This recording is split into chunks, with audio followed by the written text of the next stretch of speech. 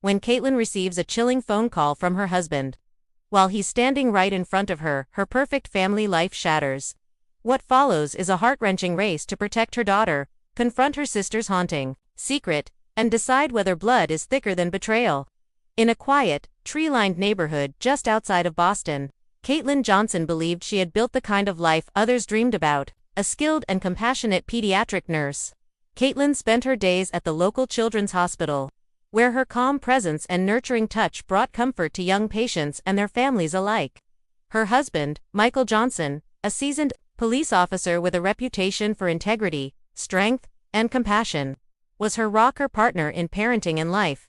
They lived in a modest but beautiful two-story home with their 6-year-old daughter, Emily, a spirited and kind girl with a boundless curiosity about the world. Emily had inherited Caitlin's gentle demeanor and Michael's fierce sense of justice. The Johnsons weren't wealthy, but they were rich in the things that mattered: trust, stability, love. Caitlin's younger sister, Jennifer, lived just 10 miles away.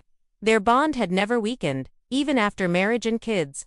Jennifer, a vibrant and talented baker, was married to David Miller, a soft-spoken IT consultant known for his quiet patience and devotion to family. Jennifer and David had 2 children, 8-year-old Tommy and Sophia, who was turning 6 today.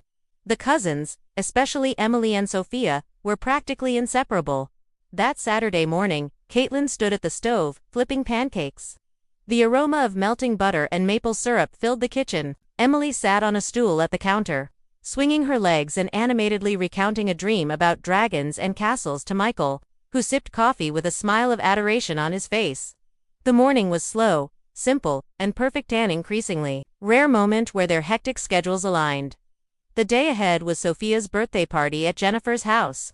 Caitlin was excited, both to see her sister and to take a break from the clinical world of the hospital. Michael had agreed to pick up a gift on their way over, and Emily had been bubbling with excitement all week about the party, and especially the cake. Jennifer's cakes were legendary. After breakfast, the family set off for the downtown mall. Emily picked out a doll with brown hair just like Sophia's and a beautifully illustrated picture book called The Magical Forest Animals.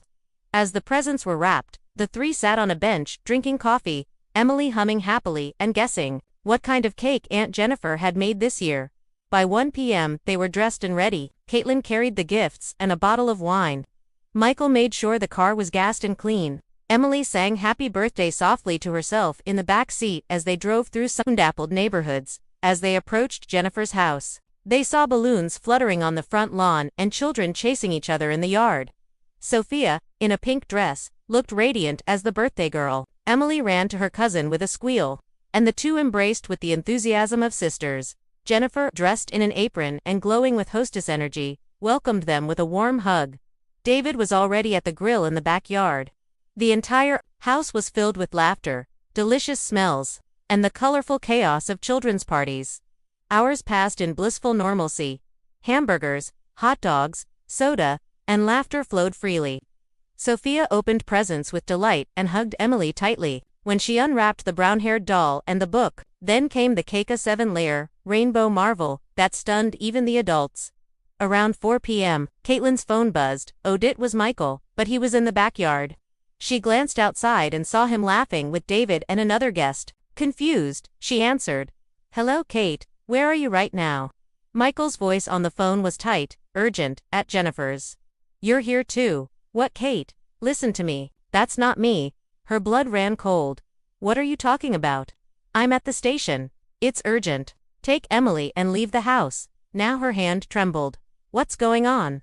"I'll explain later. Just do it. Take Emily and don't go near David." "David, trust me, get out now." Caitlin's heart pounded. Her gaze flicked outside. Michael, or someone who looked exactly like him, was still laughing by the grill. Had she lost her mind? No. She knew Michael's voice. She had heard that edge in it only during emergencies at the hospital when seconds meant lives. Forcing calm, she approached Emily. "Sweetheart, come here for a minute." "But I'm playing, we have to go. Daddy called." "There's an emergency." Jennifer walked up. "What's going on?" Michael got called into work. "We need to leave." "I'm so sorry." "No, it's okay. Don't worry." Caitlin grabbed her bag and the presents. As she turned to leave, David called out, "Already leaving?" His voice now sent an involuntary shiver down her spine. Something urgent came up, she said curtly. Emily was confused. Why are we in such a hurry? It's okay. We'll meet Daddy soon. At the car, Caitlin tried to start the engine. Nothing. Again. Dead. She stepped out and nearly screamed. The tires had been slashed. Her phone rang again. Michael, the tires, ... They're flat. All of them. I'll be there in 5 minutes. Just start walking. Carry Emily if you have to. Caitlin took Emily's hand. We're going for a walk, okay? Before they got far, a patrol car rounded the corner at high speed. Michael jumped out and swept them into his arms. Are you hurt? No, just shaken. Get in the car. As they drove off, Caitlin asked the question she dreaded. Michael, ... what's going on? Michael looked in the rearview mirror, then at Caitlin. Today at the station, I was checking the sex offender database. David's name came up. 10 years ago, convicted of sexual assault on a minor. The air went still. Buddy's married to Jennifer. He has children, I know. But the record is real. He served time. Currently on probation. The rest of the ride was in silence. Caitlin's mind swirled in chaos. Memories of David flashed through her brain. Had it all been a facade? When they reached a safe house, Caitlin sat on the bed, holding Emily.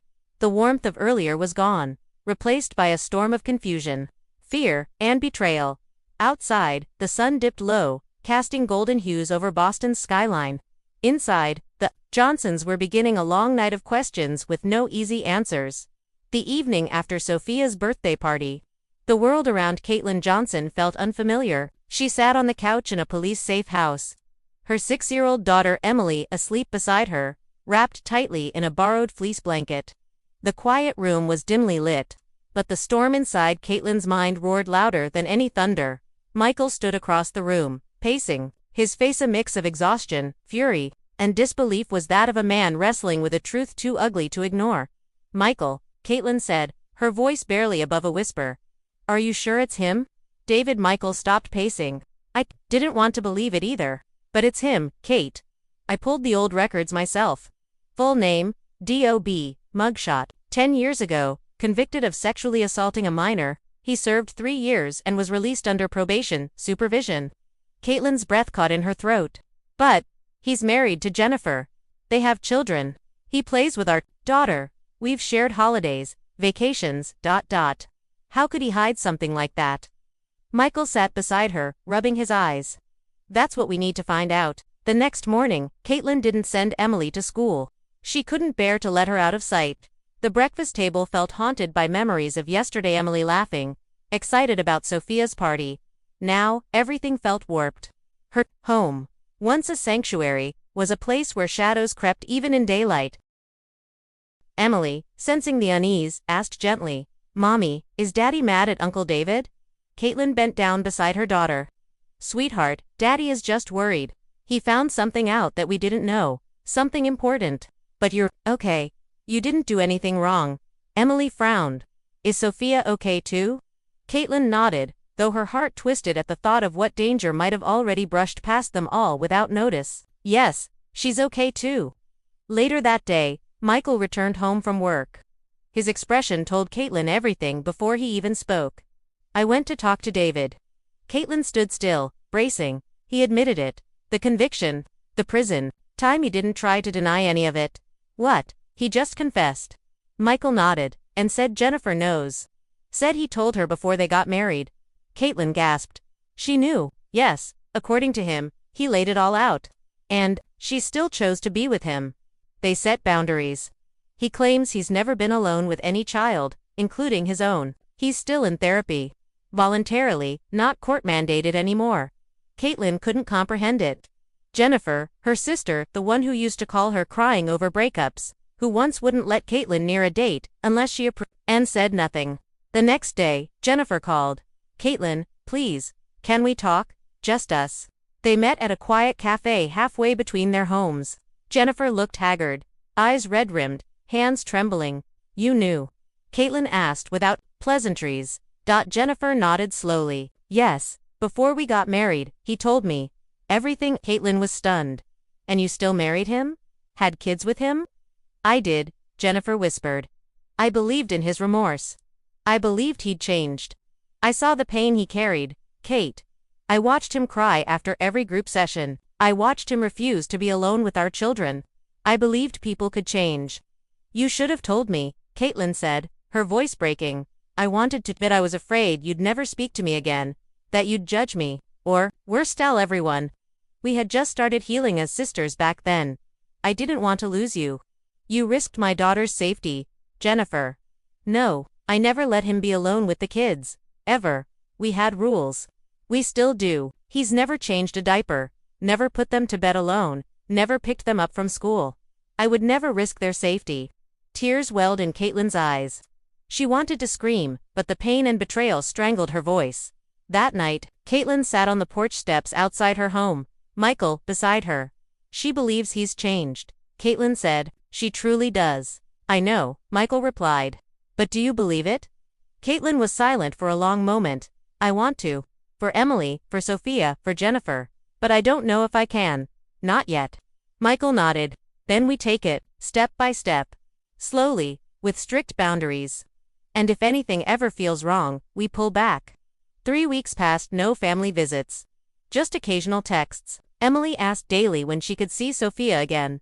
Finally, Michael proposed a private adult-only meeting between the two families. They met in the Johnsons' living room. Caitlin and Michael sat across from Jennifer and David. The air felt like it would crack under pressure. I know this is hard, Michael said, but we want to move forward cautiously. David nodded. I understand. I'm willing to follow any rules you set. I know I don't deserve trust. I can only earn it if you let me. Caitlin asked gently, you still attend therapy? Yes, weekly individual sessions, bi-monthly group counseling. I chose to continue after parole ended. I know I need it. I'm not trying to erase my past. I just want to live responsibly. Michael outlined conditions. David must never be alone with Emily. All contact must be supervised. Therapy attendance and records must be shared with them. Any unusual behavior must be reported. Immediately, David agreed to every point without hesitation. Jennifer reached across and held his hand. We're not perfect, but we're honest. That's all we can offer. Caitlin, overwhelmed, whispered, it will take time, but we're willing to try.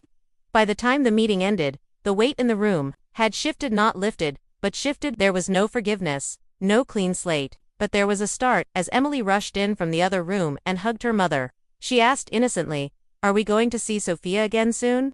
Caitlin smiled and kissed the top of her daughter's head. Yes, sweetheart. But with some new rules. That night, as Caitlin lay in bed beside Michael, she asked, do you think we did the right thing? I don't know, he said honestly, but I do know we didn't run away. We faced it, and maybe that's how we protect what matters. Outside, the night air was calm, but Caitlin knew storms could come anytime. Still, as long as they faced them together, with eyes open and hearts guarded, maybe they could weather anything.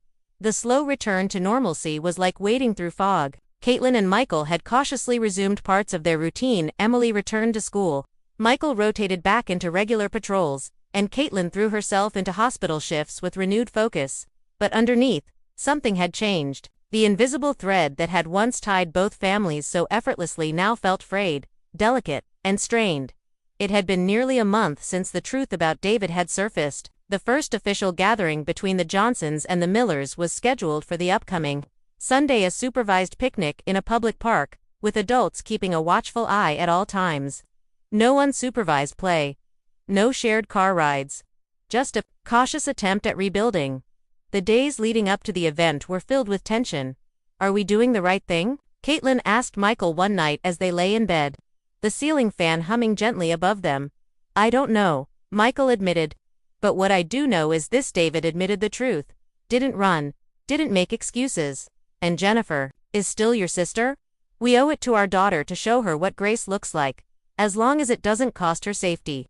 Caitlin nodded slowly. We'll go, but if I even sense something off, then we leave. No questions asked. Sunday arrived with clear skies. Caitlin packed a picnic basket with sandwiches, juice boxes, fruit, and chocolate chip cookies. Emily wore a yellow sundress and carried her favorite stuffed bunny. She was excited to see her cousins, having missed them more than she let on. When they arrived at Maple Ridge Park, Jennifer and David were already there, setting up a blanket beneath a large oak tree. Sophia and Tommy ran up to greet Emily, and, for a moment, the joy in their innocent reunion made Caitlin's eyes sting with tears. David stood a few feet back, his posture reserved, his hands in his pockets. He gave a nod to Michael, who returned it with a quiet look of warning. More than welcome. Caitlin noticed Jennifer's strained smile and the tightness in her shoulders. Everyone was trying, but no one could pretend the ground hadn't shifted. Beneath them, they ate lunch as a group, adults talking in polite, measured tones while the children laughed and played within eyesight. David did not interact directly with Emily.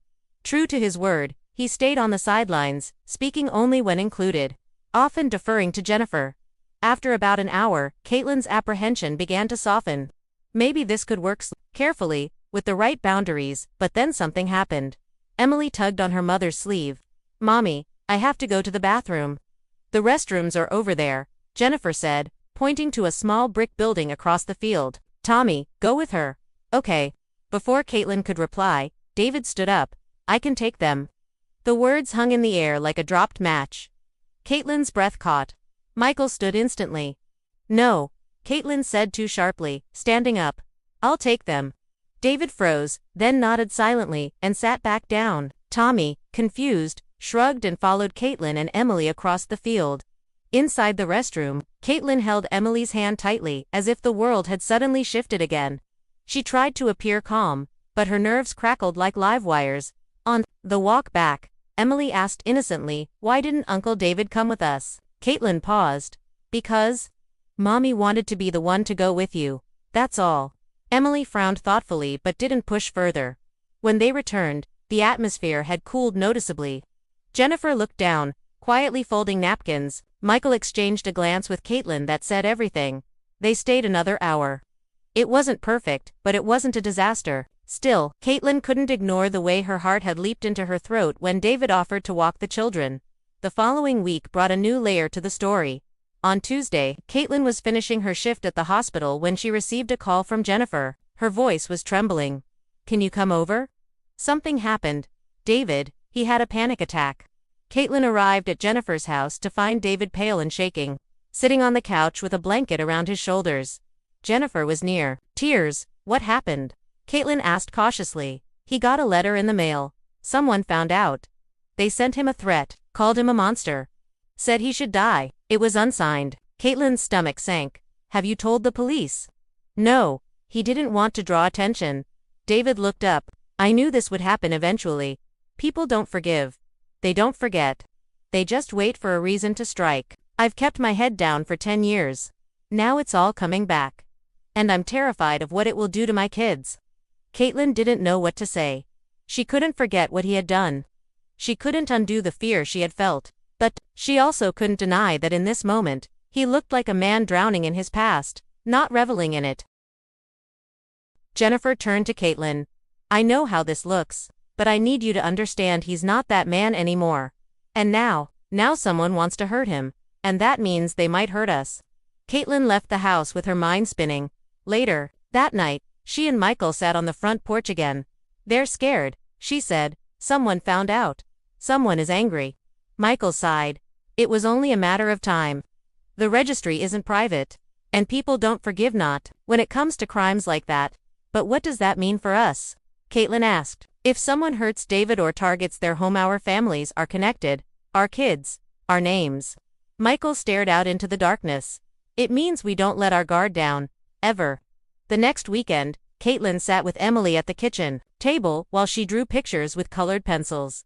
"Mommy," she said after a long pause, "is Uncle David bad?" The question struck like a bolt of lightning. Caitlin hesitated. "Why do you ask that?" "Because you look scared around him now, and Daddy watches him all the time." Caitlin took a breath. "Uncle David made a very big mistake a long time ago, a very serious mistake, and now everyone is trying very hard to make sure all the kids in the family stay safe. Will he make the same mistake again? We're doing everything we can to make sure that never happens. That's why Mommy and Daddy have rules. That's why we're always nearby." Emily considered this, then nodded. "I think rules are good." Caitlin smiled softly. "Me too." She hugged her daughter, feeling the weight of those words settle into her chest. Rules were good. Vigilance was necessary. But what haunted her most was the creeping realization that this was their new normal. No longer a perfect family gathering. No longer effortless trust, but something realer, rawer, bound by choice and caution rather than blind love. And as the days turned into weeks, the question began to press more urgently into Caitlin's mind. Could love survive when trust had been broken? 6 weeks had passed since the night Caitlin answered a phone call that shattered her understanding of family. Since then, life had become a delicate balancing act, an effort to preserve her daughter's innocence while protecting her from the dangerous past that had re-emerged in their lives. For Caitlin, each day was an exercise in duality.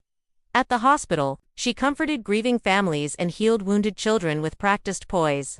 At home, she was a mother, a wife, and now, whether she had asked to be or not, a guardian of boundaries between what once felt safe and what now demanded constant vigilance. Jennifer had reached out multiple times, gently asking for another family gathering. Caitlin had declined, not out of hatred or final judgment, but because she wasn't ready. "I need time," she had said, "to feel like I'm not just surviving this." But now, Emily was growing more insistent. She missed Sophia. She missed weekends of shared toys and laughter. Caitlin and Michael knew they couldn't keep the cousins apart forever. And so, a plan was made. A small, carefully monitored weekend retreat. Jennifer's family would visit the Johnsons' lake house, a place removed from neighbors, distractions, or unwanted attention. 2 nights, shared meals, daytime hikes. Every second of the children's activities is monitored by both sets of parents. A chance, not for forgiveness, but to test if peace was still possible. The lake house sat nestled among tall pines and oaks, its wooden frame humming with memories. Michael's parents had passed it down to him, and he and Caitlin had spent countless holidays there since their engagement.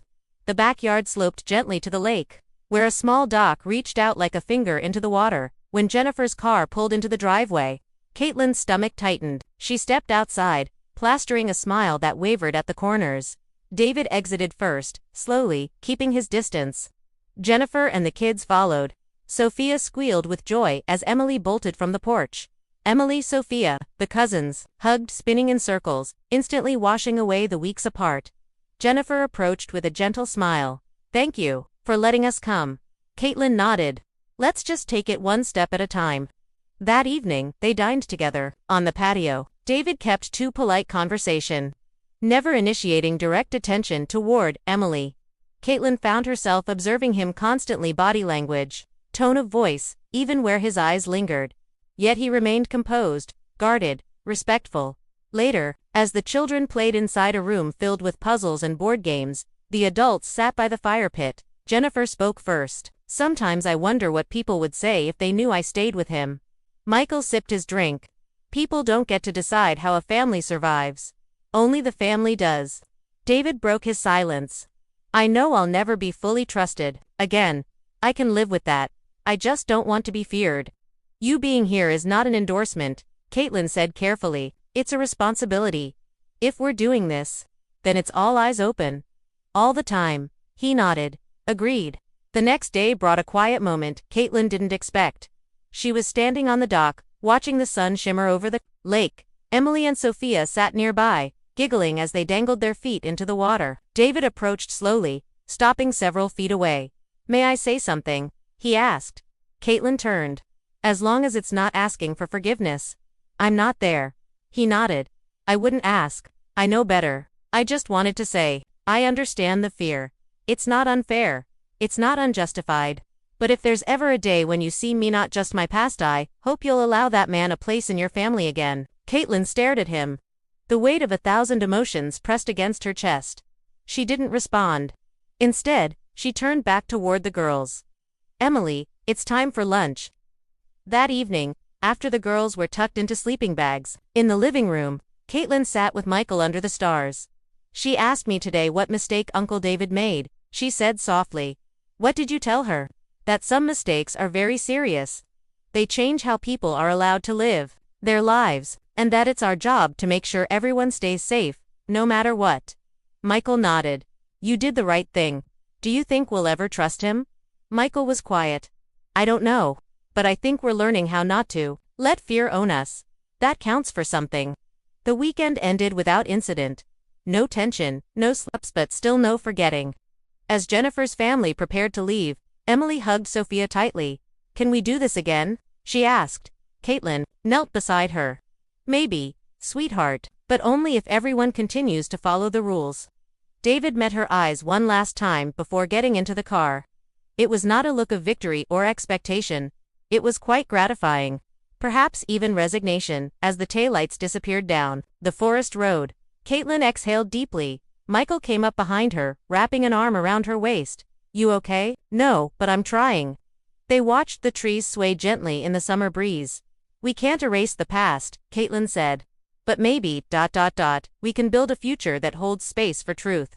Not despite the pain but because of it. Michael kissed her temple. Then that's what we'll do.